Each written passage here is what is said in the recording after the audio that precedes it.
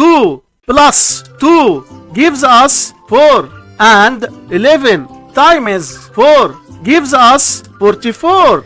So 220 divided by 44 is just 5.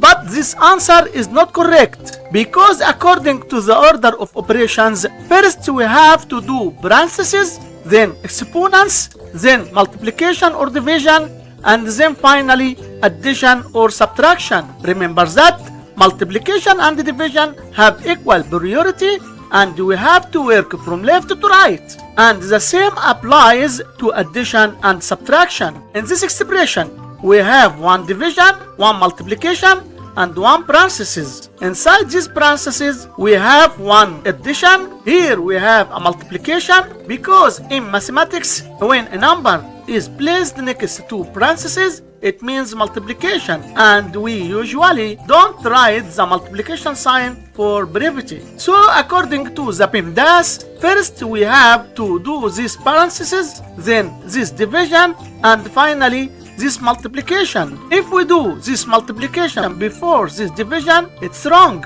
So first this parentheses.